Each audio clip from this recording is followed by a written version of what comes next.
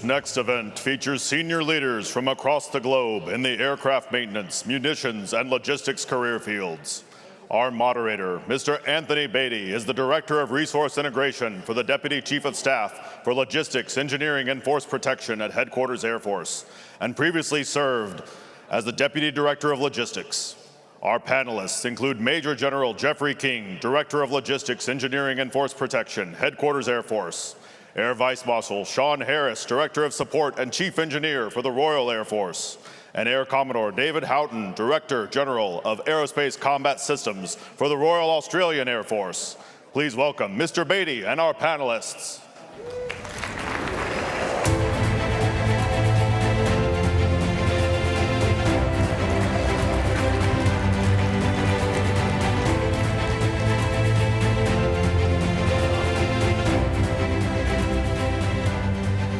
Wow, what an honor to be up here with these distinguished gentlemen.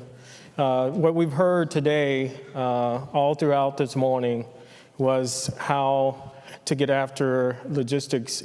It can't just be the U.S. We are so dependent on our allies, and we happen to have two great senior leaders here from our European theater and also from the Pacific theater. So some of the things that you've heard today, hopefully they will enlighten us in terms of how we will work together to get after this in terms of our great power competition and the contested logistics and the items and the problems and concerns that we face in the future. So with that, I will turn it over to General King as the first one, just to introduce yourself and tell the audience in terms of what your job is and some of the challenges that you're facing in terms of contested logistics. Well, I'll skip the introduction, but I will say from one of the things that we're working on in the Directorate of Logistics within the larger A4 portfolio, under the Basing and Logistics Enterprise Strategy is partnerships with our partners and allies and how to tighten up logistics interoperability specifically as a line of effort. So whether we talk about contested logistics in the Pacific or the European theater, they may present themselves a little bit differently, but kind of the key topic areas are all the same. And we're talking about capacity and velocity and demand, information sharing, resourcing, and I would say bureaucracies. And so the challenges are kind of all the same while they present themselves maybe a little differently. And so I'll expand on each of those just a little bit maybe. So in terms of capacity, this morning you heard General Miller say that when he came in, I think in 1990, now there's 250,000 less people. So the Air Force is half the size in terms of number of people.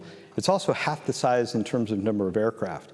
And we all know that logistics, sustainment and warfighting logistics has been on the tail end of the budget for a number of years as there's been downward pressure to create headroom for modernization, recapitalization. So we don't have everything we need. So the point there is we in terms of capacity, none of our nations alone are going to have what we need to really be uber successful in the fight. So we're going to have to go at it together, not just in the air, but on the ground. And so interoperability is going to be uber important moving forward. And those are the things that we're working on through not only bilateral engagements, but some of the various other activities we're working on. And we'll talk about those hopefully through some of the other questions that we get. In terms of demand, demand on airlift, right? So we can reduce demand on airlift through pre-positioning.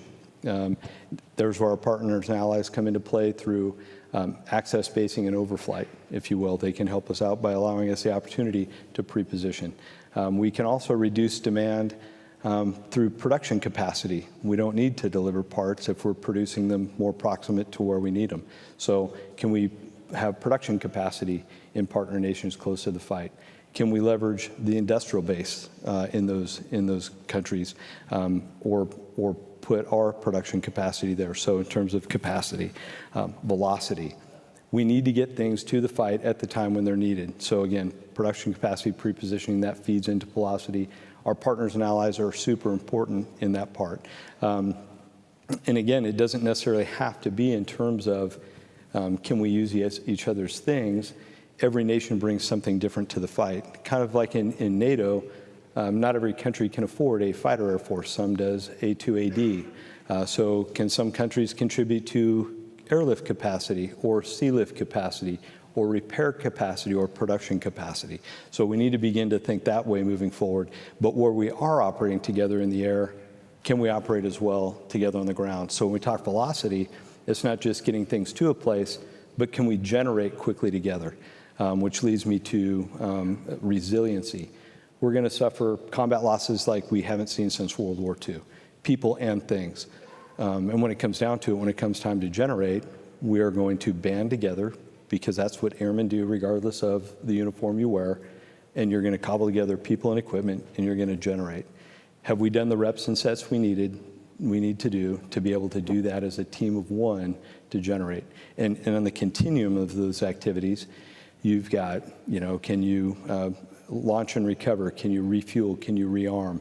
Can you do on-equipment maintenance and off-equipment maintenance? Can you leverage back shops, each other's back shops to repair?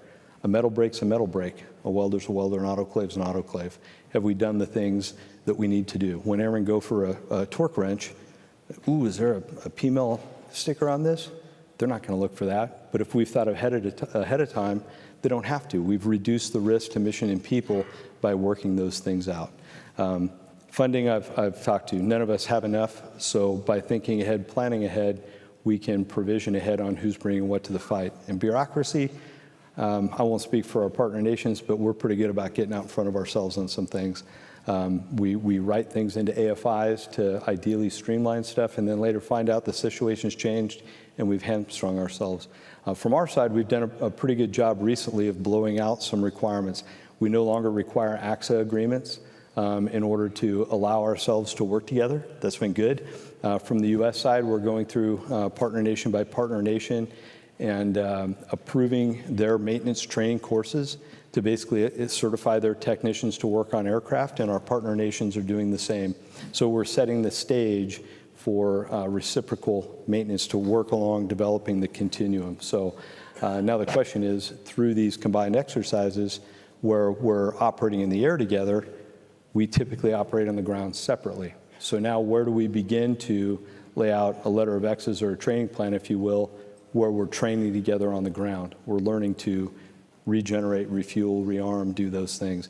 And the last piece I'd say is information sharing, and gets back to that bureaucracy piece. How do we, the default position is yes to info sharing, especially in logistics data. You heard earlier talk about common and user-defined operating pictures. We have to be able to do that as a team of teams to share info. Where are parts, where are capacity, what do our air, land, and sea lines of communication look like? Ways for delivering things, right? Accident ahead, go from here to here, right? The airline's constricted. You need to go multimodal to sea or to land, and US isn't available, so let's go to this partner nation or that.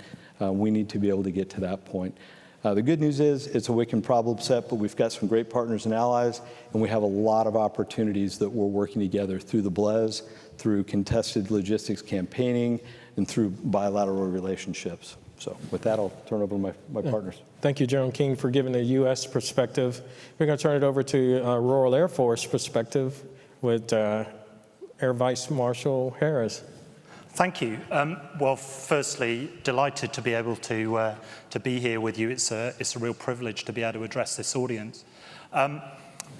So I think, as the General's just said, we're moving from an era where actually our coalitions were probably more about legitimacy back into an era where our coalitions are about necessity.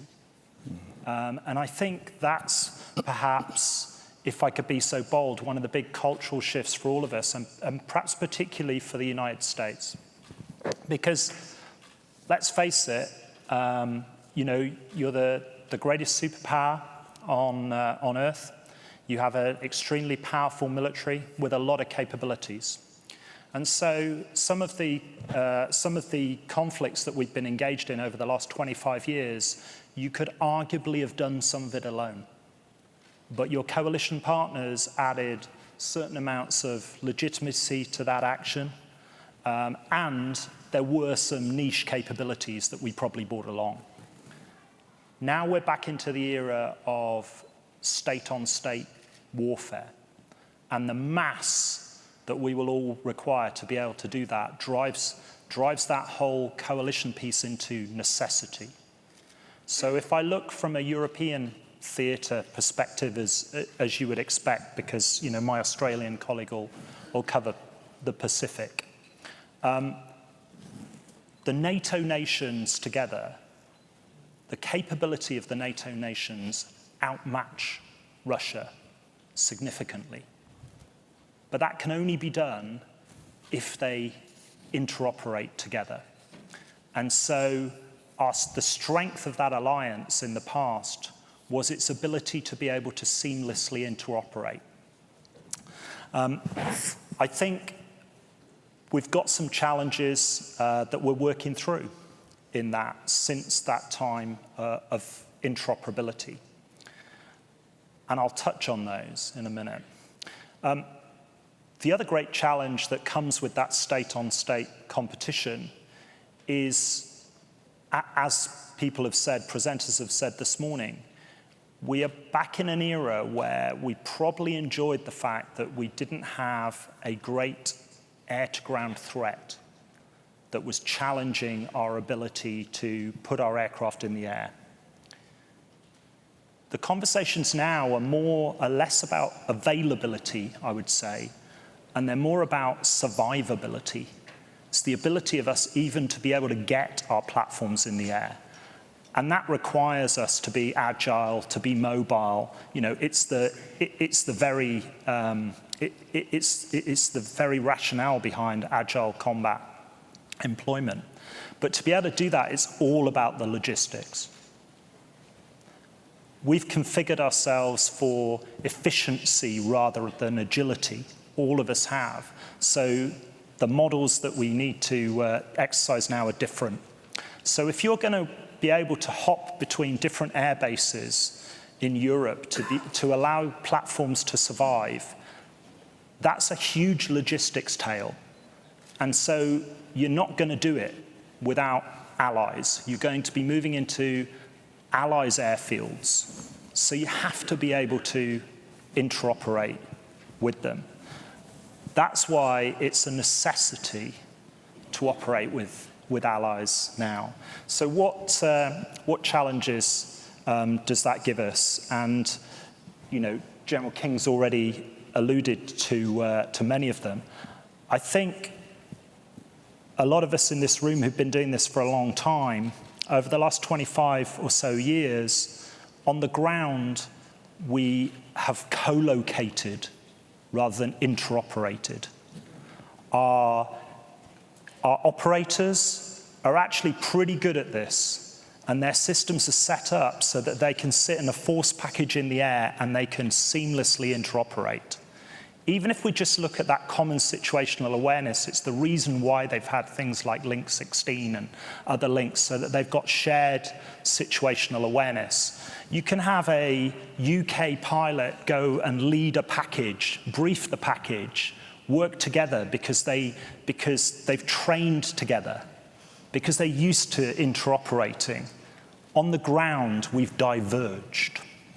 We've diverged from a time when, in the sort of heyday of the Cold War, it was all about our ability to interoperate seamlessly.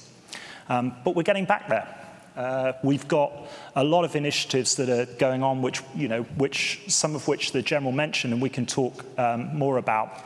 But I'll just touch on one last point in there, because I know there's a lot of industry partners here, and it's great to see them.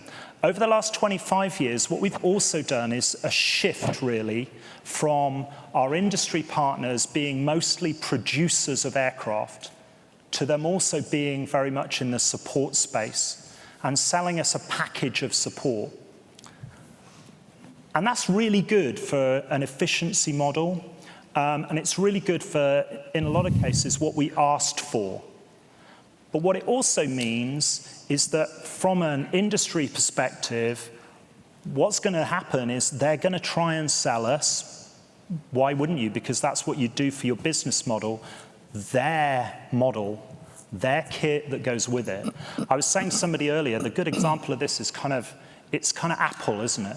Right? Where, if you buy all the Apple kit, it all works really seamlessly together, but you can't necessarily take an Apple, some Apple gear and plug it into another computer somewhere and it works. So if you're going to move from an airbase with one aircraft type to another airbase without taking that 5 C-17 loads of kit, you haven't necessarily got the interoperability there from that other platform.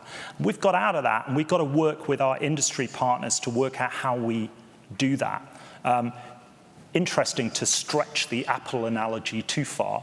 Now, the recent Apple legal case that forced them to put USB-C onto their products for interoperability.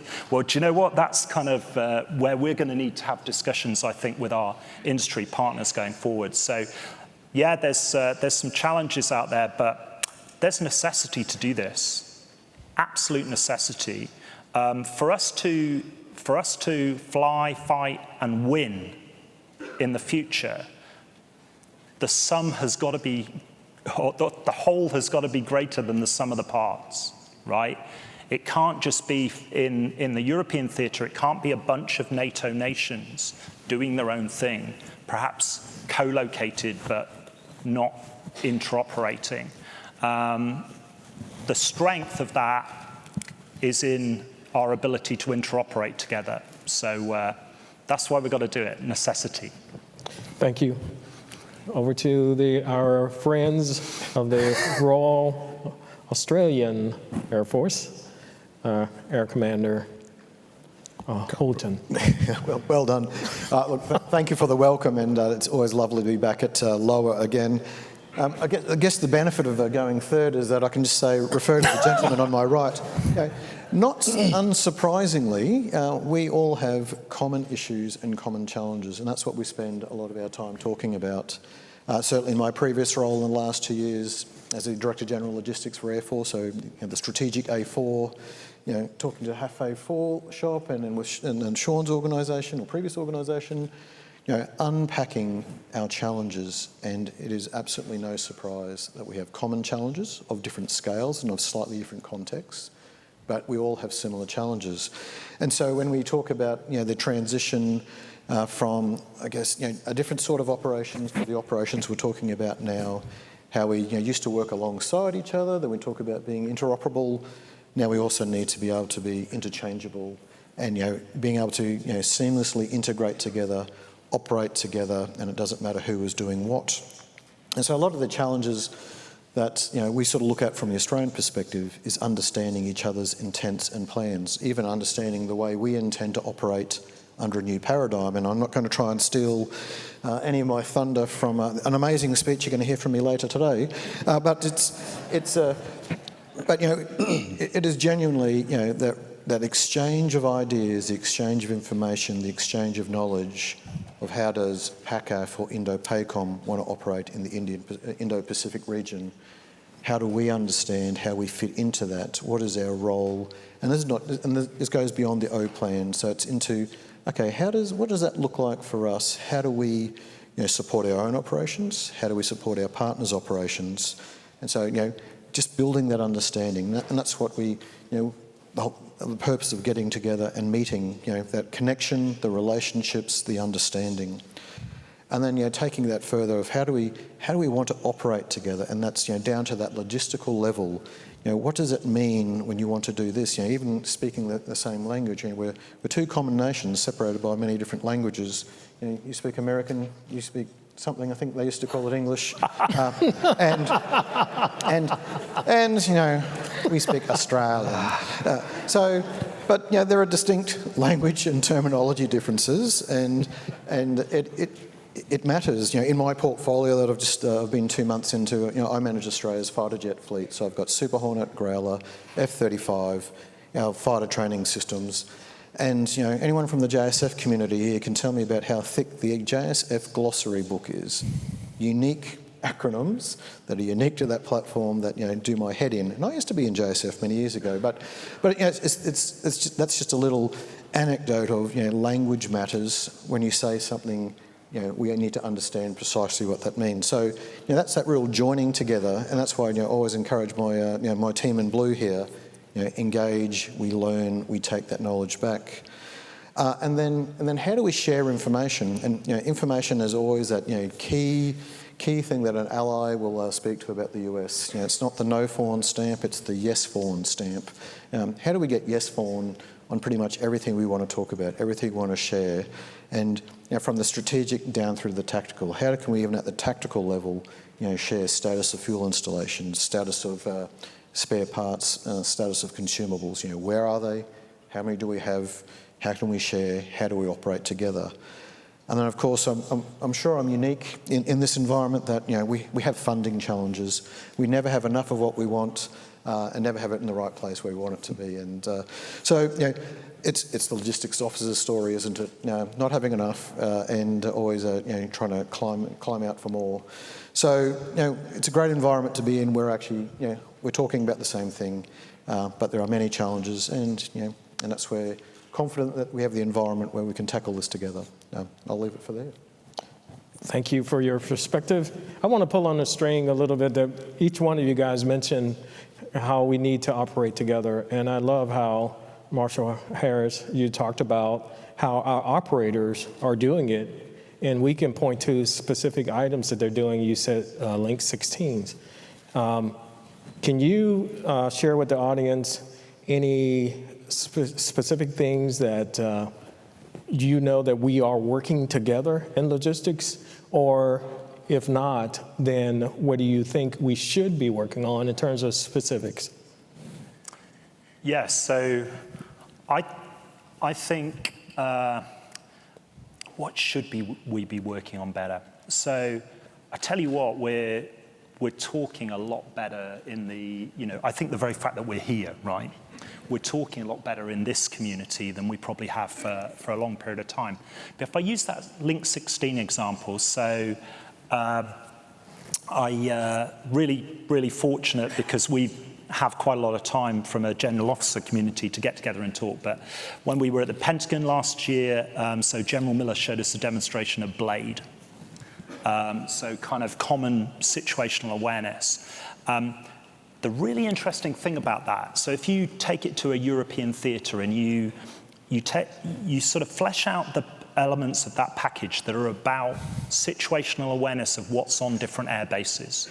So if you think of us as a logistics community, if we're in the fight, right, if we're in a really high-end fight, we're going to need to be advising our commanders of where they want to disperse to tomorrow, where they want to move. What's tomorrow's move of my fighter aircraft to keep them alive? So that shared situational awareness is important. But of course, a bunch of those air bases they're not USAF air bases, right? They're somebody else's air bases. So for BLADE to be effective in that environment, it needs the feed in from us, right? So to get the feed in from us that you would need to inform your commander, we've got to be able to see it. And we've got to be able to input to it. So how do we work that, right? I think there's a danger of us in the sort of 25 odd years that we've done that people could see us as allies and partners as a little bit of a kind of, I know you wouldn't say it to our face, right, but a little bit of a draw on you. I know we borrow a bunch of stuff when we're deployed with you and stuff, but right, so, but this is an area where you kind of need us to be able to see it so that we can help you as well. So things like that, I think we need to work together on that. Now, fortunately, I think modern technology allows us to, or should allow us not to have just the system, but to have the feeds, right? And I think when General Miller was talking about this earlier, he talked about your ability to kind of segment off the data and so that you can have different feeds to different people.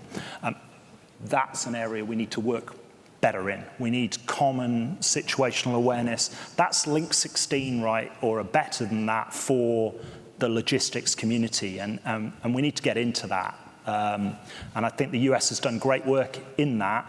And and we need to come into it. General King, I want to ask you the same question, but from a U.S. perspective. What are you, in terms of U.S., working to try to have us work together specifically on, or your future thoughts in terms of what we can be working on together? Well, the concept of common and user-defined operating pictures blade is one, and operates off an Advanta platform. So whatever our partner nations are using, as long as it bolts on, and we need to get better at that info sharing. So doubling down on that, absolutely, and it's a line of effort we're working on. But beyond that, we have to get past our own institutional bureaucracies. If I need a fuel truck, does it need to be an R11? Can it be a partner nation fuel truck that, by the way, is easier to get under bridges in Europe, is lighter? Do I need to pre-position one, buy one, ship one, fly one? Or can I just get one in a host nation economy, and it bolts onto our fuel delivery mechanism, Viper or whatever's coming next? We have to be able to think better in these terms and open up our aperture when it comes to these types of things, and not just throw the switch and have a contingency authority, if you will, for wartime use, but day to day. We want to reduce costs of logistics, and I don't like talking in terms of efficiency and effectiveness, but really, affectivity, if you will, or we need to be doing this day in and day out, really. So we need to be making those decisions now. We need to have the equipment in the field now. We need to field DABs and RibSip and pre-position them now, and then allow our partners and allies to use them for exercising and engagement. It's good for it has a deterrence value when it's being used. It allows it to be replaced instead of breaking and being rotted and not being used, not being available when we need it. We just need to get better about the things that we know need to be done, and break some of those paradigms that we've had in the past. And there are some rules that we've written for ourselves, frankly, that we own and we need to change. Okay. Air Commander Houghton. Similar question, but just a little bit uniqueness. You have the tyranny of distance and lots of water to go across. And we also drive on the wrong side of the road too, apparently. So give us your perspective on that question. Yeah. That's for you. Yeah. The tyranny of distance is always that challenge, and sometimes we think around that as a surety of supply chain, and certainly how do we pre-position stuff or have our contribution so that the US or any visitor who wants to operate out or through Australia doesn't have to bring everything themselves. And so that's the challenge of how do we have enough equipment collectively in our environment to contribute and reduce just having to drag things across the world. And certainly Talisman Sabre, big exercise that happened in Australia last year. I believe the US Army left a whole bunch of just leave behind equipment that they don't want to take back to anywhere, and they're happy for it to be left in Australia. That is challenging still, because it still requires equipments to be purchased, equipments to be held, I guess, in excess. But in terms of if they're to be used, how do we maintain those? How do we keep them current? And I guess the tyranny of distance is don't bring everything because we've got your back covered. And so part of that is how do we maintain each other's aircraft? How do we load each other's munitions? How do we do the refueling? How do we do the load unload of your aircraft at our base without you needing to bring a whole maintenance footprint with you? And so that's that's how we work together anywhere, anytime, and it needs to be practiced. And we've had our own little experiences in the last couple of years where certain aircraft have turned up to Australia as an absolute demonstration of interoperability, and then working out those kinks beforehand. It's not practice, it's rehearsal, where we're rehearsing what we're going to do for real when we need to go and work and play together in a different environment. So we've got to have all these things worked out. So really concentrating on when we're working together in a different environment, we've practiced it, we've rehearsed it, we know how it works, we know what needs to happen, And a lot of that is just understanding the uniqueness of either support equipment, and certainly Viper Kit was a useful trial for us to understand when we have a B2 visiting and everyone turns out to come and watch a B2 refuel, not being embarrassed when our fuel equipment doesn't fit your aircraft. So little things like that which might seem super tactical, but they're important that we work through them, and so that we are ready to go on anywhere, anytime. Thank you. We've talked a lot about being able to operate together, and let's talk a little bit about our relationship with each other. We have Five Eyes. We have a pretty good group of 5 nations, New Zealand, the 3 nations represented here in Canada. Talk to the audience a little bit about, can that relationship be improved? How?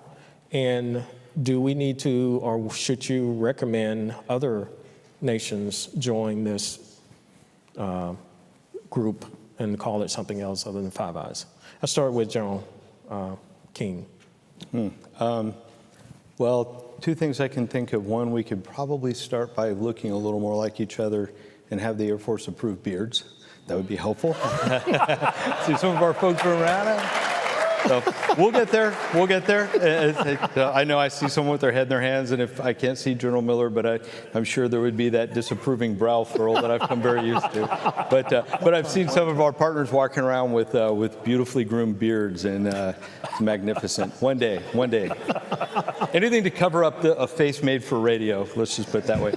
But so we look at Five Eyes, and it was created in World War II for intel and info sharing, right? When we had a very different adversary. Now, the adversary at the time is one of our closest allies. And so is it time to figure out how to tighten that info sharing and relationship with Japan?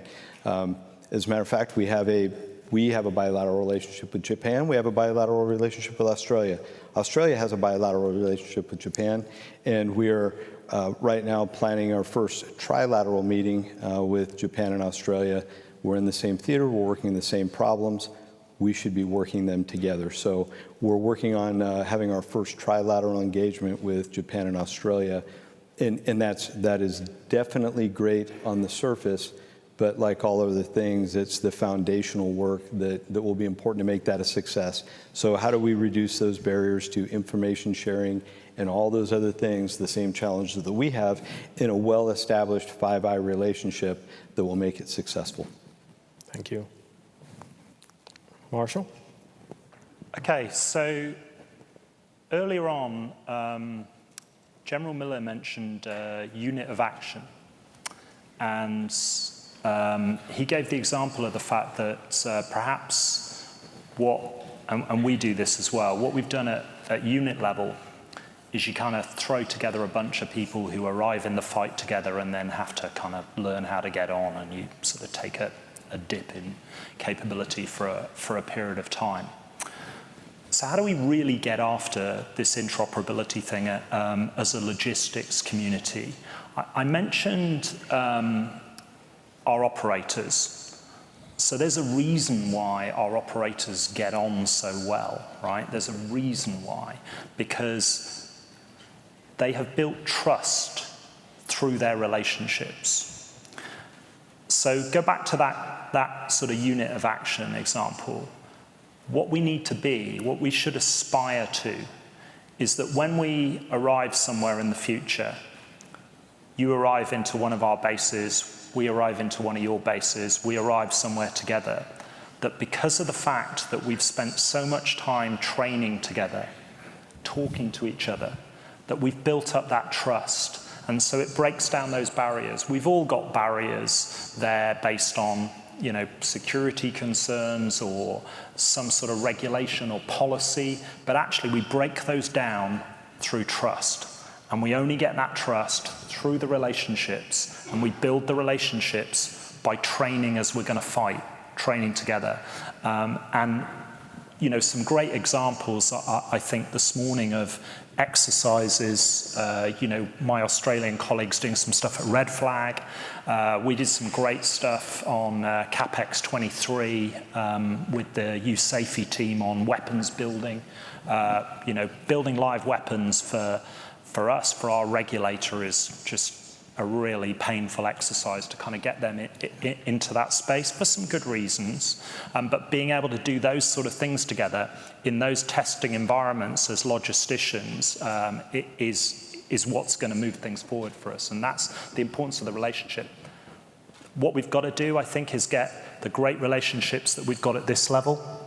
Certainly, amongst the general officer community, we know each other pretty well now, and that's percolating down. It's got to get right down to the working level. It's got to be, and it's going to happen through exercising together, I think. Okay. Yeah, absolutely, totally agree with that. And certainly come to Australia, we want to see you. But thinking across our Five Eyes partners and then more broadly, fully agree with General King about it's got to expand into, relationships of relevance, and it's not just transactional relationships. It's it's deepening that relationship. So certainly, Japan in the Indo-Pacific region is a very important partner for all of us as we look at it, and we sort of look forward to expanding our connection with that. Traditionally, the Five Eyes community, as the General said, was very much intelligence sharing, but at the logistics environment, we look across, what are our platforms that we all operate together, how do we operate in that space, and so when you look at the Australian Order of Battle for Aviation, with very, very few exceptions, all our mission systems are US platforms, and there's a reason for that. We want the best, and so. I know we probably don't have any Royal New Zealand Air Force folks here with us today, but they are part of the Five Eyes. How we can take a partner and our near neighbour like that and bring them into our environment, because they will be they operate P8, they operate C-130J, similar platforms. How we those synergies we bring together, and across the material logistics baselines as well, of how do we pool spares, how do we share depot facilities, do we make facilities just available for when they're operating in and through Australia, and that applies to any operational partner that would choose to come and work with us. So we're trying to expand our mind, and I know General Sanford has been talking to Australia about even thinking about how does engine depots work. How do we make a resilient industrial baseline that is globally dispersed and can support our militaries wherever they are, and just provide that resilience. So really, that's an interesting conversation to have. Resilience costs money. Resilience comes at a cost. But I think we've all been talking about for years now that for the last decade or 2 decades or 3 decades, we've really optimised for industrial efficiency. Now we really need to transition to that effectiveness. How do we disperse our support base and industry support base to support all our platforms globally, and to deal with sometimes that tyranny of distance, but also disruption of supply, contested logistics, all those sort of activities that we might think about in a global set of challenges. So broadening our aperture from just beyond operational logistics to also include strategic material logistics. Thank you. I think, General King, you had a follow-up? I did, just a little bit. I mean, we've all acknowledged that there's many kinds of diversity, and diversity within our teams brings about diversity of thought, and that diversity of thought is the key to unlocking innovation. And there's a lot of cultural diversity within our nation, certainly some similarities, but a lot of cultural diversity within our nations. And so excuse me, we've done a little bit of innovation exploration through some pilgrimage with Tesseract, but I think we need to do a lot more in formalizing some innovation exchanges, sharing of good ideas, to be able to accelerate technology insertion into sustaining and warfighting logistics faster, right? There's some things that each of us are very good at, and I think that together we'll go faster and we'll do better. And so that's one area that we really need to formalize as lines of efforts. Right now it's kind of an ad hoc line of effort within our bilat engagements. It probably needs to be a formalized one. How do we really get after technology insertion and drumming up and leveraging those good ideas together? Doesn't matter where it came from or who gets after it, but so that we can apply it more quickly across the board. Maybe that'll help drive interoperability the other way. Instead of backing our way into it, maybe we bake it in from the front. But we have to get innovation into logistics and warfighting logistics faster. Yep. Thank you. Thank you. I promised these three up here that I would not throw them a curveball, but I lied. Here it comes. So one thing that Air Commander Houghton brought up spurred a question. You talked about some of the issues we are having with efficiency versus optimization.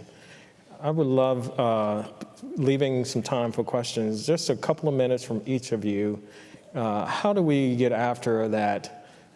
Because we have been in the Air Force, all three, looking at efficiencies of all of our logistics systems. So how do we transition from very efficient Air Forces to an optimized getting after the near peer? Air Commander Houghton, since you brought it to my mind. All right. You go first. Never make eye contact. That's the secret. To be frank, it's the application of resources, and whether it be workforce and cold hard cash.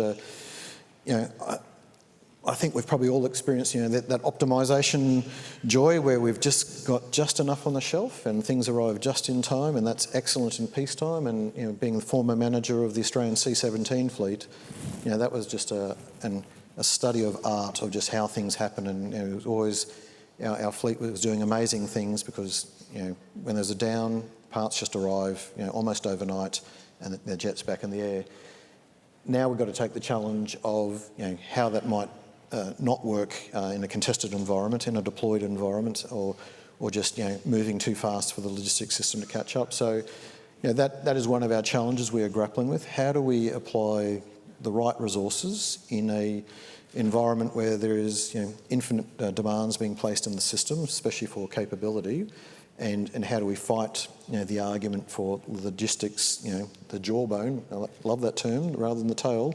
How do we reinforce that and win the war of logistics to drive the understanding of what war reserves really need to look like? How do we lift our capacities? That no one ever likes to pay money for insurance, except for when you need that insurance policy. So it's that mindset change. Bringing that conversation to really the nexus between what we're trying to do, what postures we want to hold, and why, and what that drives from a logistics standpoint. Air Vice-Marshal. So I couldn't agree more that it's about resource and investment. So that means it's about choice. And so I think we've made choices.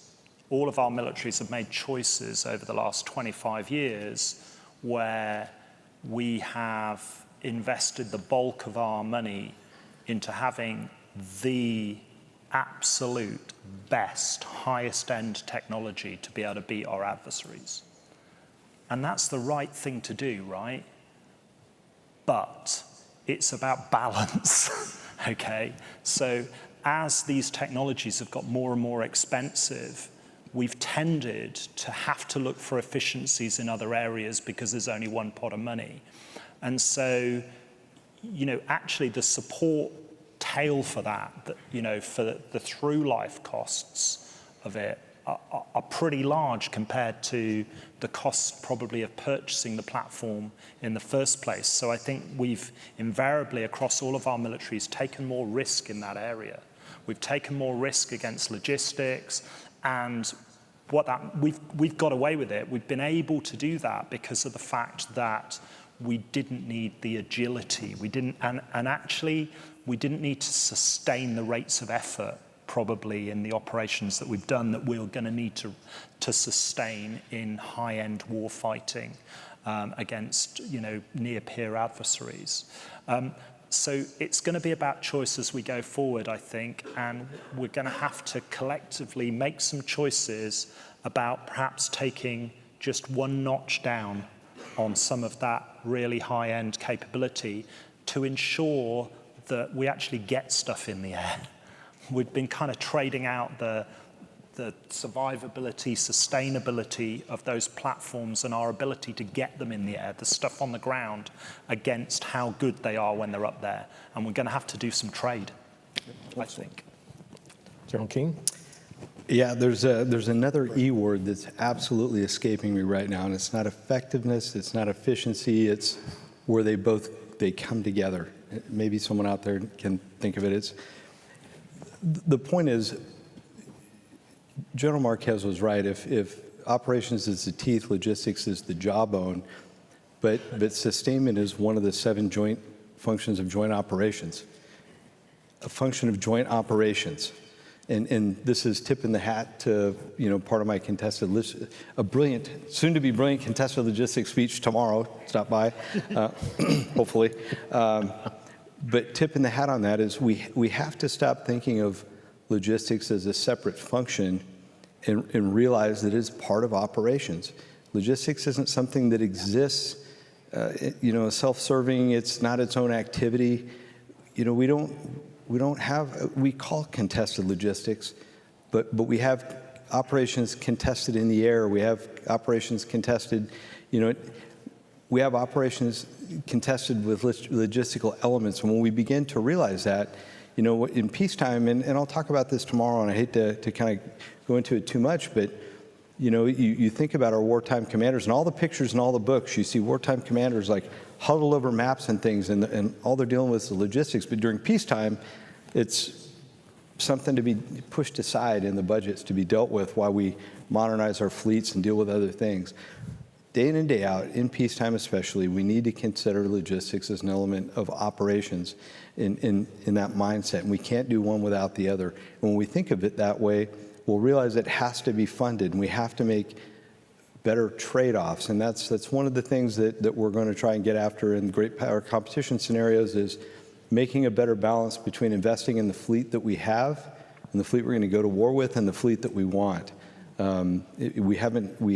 We haven't done, I think, the best job of that, which is why we're here talking about this today, why we have to work together, why interoperability is a necessity now for capacity and velocity and those other things. So yes to both of these gentlemen's answers, because we have to. But we have to think of logistics as an essential element of operations, so it'll be funded that way and seen as part of it, right? It's the jawbone, yes, you need the muscles to move the jawbone. Otherwise, the teeth without a jawbone are no good. You got the little the little chomping things, right? Jawbone without a teeth, and you're gumming your food, right? They got to be together, so they got to be funded together, modernized together. And one of the examples I like to use is you look at the pit stop, right? The Formula One pit stop.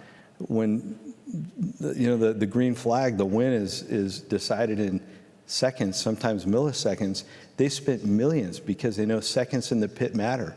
They've modified the car to take on fuel faster. They've modified the jacks to get them out of the way quicker. They've tripled the size of the crew. They've changed the car. They've trained the crew.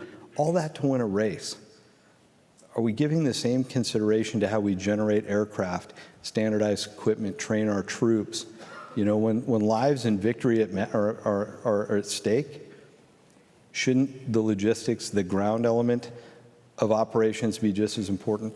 So doubling down, yes, to what these gentlemen said as well. Thank you. Thank you. This is where we transition to questions from the audience. We were talking back in the back there that at the senior leader level, we discuss these items all the time. But this is a great opportunity from the lower enlisted to lieutenants to higher ups to ask this panel questions that may be on your mind. So, with that. Mr. Baity, sir, our first question. How do we balance pre-positioning at the point of need and the financial constraints and sustainment? Wow, that's a tough question. I'm going to give this to my friend, General King, to answer. Yeah. So that gets back to what I just said before, is we are going to have to make some tough trade-offs between the fleet we have and the fleet we want. But besides that, I think there are some things we can and should do to minimize that pre-positioning footprint. Do we need a Dash 60 that takes 2 pallet positions? Or do we need something smaller that you can fit 3 or 4 on a single pallet, doesn't provide as much power, but it will get the essential elements of turning a jet? Maybe not doing a full systems run-up, but it will do that. And should it be truly a piece of common aviation support equipment that we direct all program offices to use, and then we direct our industry partners? This is the standard. It's insane that we have an LCS cart, liquid servicing, cooling servicing cart, for radars for 4th gen, a PAO cart for F-22 and something else for F-35, and the latter are both the size of a C-10 air conditioning unit, right? We should have one thing and then direct our industry partners that this is it. You can build an interface to it. So if you need 170 volts of pure DC power like we need on the F-22, build a converter, small, clean, and easy. This is the common aviation support equipment. That's not their problem, that's an us problem. Our inability to create a standard and hold everyone else to it. The same for software, by the way. Everyone doesn't get to have their own software interface. Here's the Rosetta Stone. You can build your own software, but it needs to bolt onto this backplane so that we can go work that. So we have to be good customers to industry and create a standard and force them to go work on that. Thank you. Any comments from? Yeah, just on the standardization bit there, you know, obviously this is very kind of Euro-Atlantic theatre, but some of the things that we've forgotten, right? So, I mean, there's reasons why NATO has a bunch of STANAGs out there. Standardization, which was all about the fact that it didn't matter what manufacturer made the kit, it was made to standards so that your power set fitted any NATO aircraft that came in there, that you had standard fuel adapters, that you had standards and all these things. It was done for a reason. It was done because we recognized that if we got into that sort of, you know, state-on-state kind of scenario in Europe before, during the Cold War, that we would have to be able to hop into other people's air bases and use this. It wouldn't all be pre-positioned. We'd have to use each other's kit. So the standardization, we're kind of where we are. And so I agree with General King completely. You know, we've got some great kit out there that our industry partners have provided for us now. We're not going to recapitalize all of our support equipment, all of that. But there's definitely a market out there for these kind of small adapters, that kind of stuff. I think that's the sort of thing we can do. And I agree, I think that's the sort of stuff that we could do ourselves. You know, it's back to the innovation. We've got a lot of smart people out there in our militaries who are operating this stuff day in, day out. They know the solution to this. It makes pre-positioning more affordable and less of a burden. Back to the direct question we got, we're answering in a roundabout way. It makes it easier to pre-po if you reduce the burden of that pre-positioning in terms of cost and size and storage and sustainment and all those things. Correct. So, sorry. No, absolutely. All I'll say to General King is once you've sorted out the US Air Force, can you then standardise across the US Navy, please? Because we operate a bunch of their platforms as well, and that makes... We've got P8 as well, so we know that. Yeah. So, but it's a great challenge, and even do things have to be so exotically, uniquely military that something out of Home Depot could do the job. If it was a matter of supplying air or power or something like that. That's ideas as we go, reducing the complexity, reducing the specialness. Okay. Here we are. US Navy first. Okay, next question. Can we really expect to optimize for contested logistics without a net increase in resources to support logistics operations? Marshall? Harris? So, can we? Right, I personally think, I mean, this, actually General King answered this far better than I did before when I was talking about choice. Right, so can you do it without an increase in overall spending? Yes, you can. But you've got to take from somewhere. It's a zero-sum game, right? So you've either got to invest less in the capability of your platforms to be able to afford that, or you've got to put in more investment to be able to afford that and exactly the same capability of your platforms. I think there's probably a sweet spot in there, because at the end of the day, you know, any of us go back to our governments who've got a bunch of competing priorities of where they spend those sort of taxpayers' dollars for you guys out there. It's really difficult to actually spend everything you want on both. We're never going to get all the money that we want in any of our militaries. So I think it'll always be a compromise. I personally agree. I think we do need some more investment. We do need some more investment into that, because we're not going to totally degrade our capability over here to be able to spend that on logistics, but it's still going to be a trade. So I will, as the Director of Resource Integration, that's a question that I'm faced right now when it comes to great power competition. And as General Miller talked about this morning, we are in the process of doing sprints to get after that question in terms of prioritization and optimization of our limited resources, and what does that look like? We're not going to be able to do everything, as Marshal Harris talked about, but I think we can give our leaders, more senior leaders, the vision of what it will cost to get after what they want to get after. If we don't put it on paper and actually prioritize the systems and say, this is what it will take, and these are the systems that are the givers and the effects on those systems, then they cannot answer the questions about going after those additional resources that may be needed. So with that, General King, do you have anything to? Well, I would say, but we also don't have to assume that it has to be a zero-sum game. Right. Not within our own budget. If we make a case, we could get increased TOA. We also have one thing that China doesn't have, partners and allies and industry partners. And so when we look at the various ways logistics could be contested, we could rely on each other to counter those in different ways, leveraging our different budgets. So we don't all have to solve the same problem the same way and say, overinvest. We could rely on each other to solve different aspects of it for each other and share the lift. So, you know, you could look at it as a zero-sum game, or you could look at it as a sum of wholes and come at it together. And so it could be a little bit of both, perhaps. Try to squeeze in one more question. Okay, last question.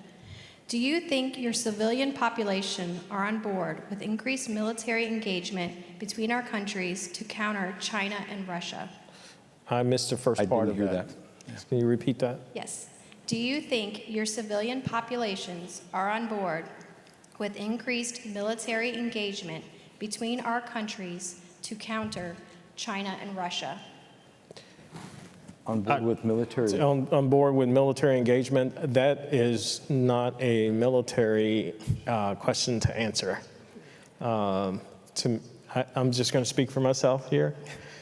We are part of government that are civilian run, and hopefully our civilian leadership and military leadership are taking into account what our U.S. population expects.